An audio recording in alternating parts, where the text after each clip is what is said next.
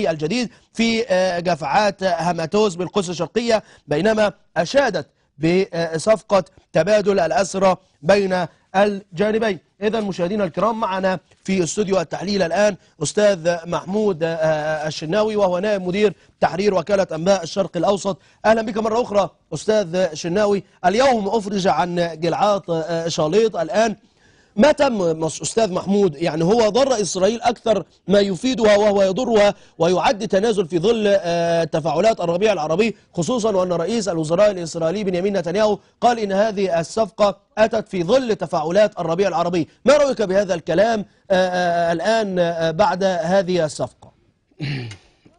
بالتأكيد ما حدث في الربيع العربي، وخاصة انهيار نظام حسني مبارك، ربما يكون له أثر كبير في إتمام هذه الصفقة.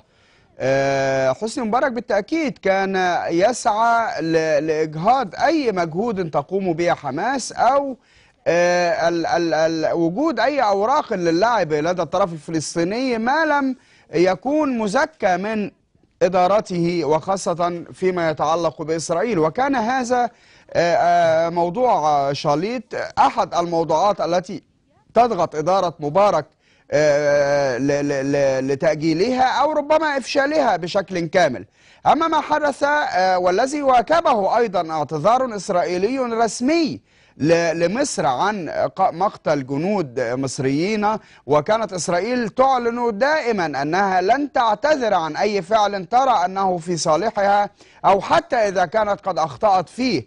وأما الاعتذار الإسرائيلي الصريح لمصر وما سوف يترتب عليه بعد ذلك يؤكد فعلا أن هناك تغير. إسرائيل أصبحت الآن تستشعر حرجا كبيرا، وأنها في مأزق يجب أن تتعامل معه وفق معطياته وليس وفق ما تمليه هي من شروط. برأيك أستاذ شناوي، يعني هل هناك معايير للإفراج عن 550 الباقين؟ كان معنا السيد محمود زهارة القيادي في حركة حماس ولم يعطينا أي إجابة شافية في هذا الأمر. نريد أن نستشرف منك أنت أستاذ شناوي بصيغة تحليلية. هل هناك معايير معينة من الممكن أن تكون إسرائيل قد وضعتها للإفراج عن الأسرى الباقين، خصوصا أن هذه الصفقة على دفعات؟ هي إسرائيل يعني ظلت متمسكة بأمر وحيد، وهو عدم الإفراج عن القيادات التاريخية الفلسطينية مثل مروان البرغوثي الذي يعتبر أحد القيادات الحركية، قيادات الشارع الفلسطيني من فتح، وأحمد سعادات المنتمي والأمين العام المساعد للجبهة الشعبية، وغيرهم من القيادات الكبرى، الأسماء الرنانة التي نعلمها جميعا، ولكنها تنازلت في أمور أخرى مثل الفلسطينيين الذين قتلوا إسرائيليين أو الذين نفذوا عمليات داخل ما كانت تعتبره إسرائيل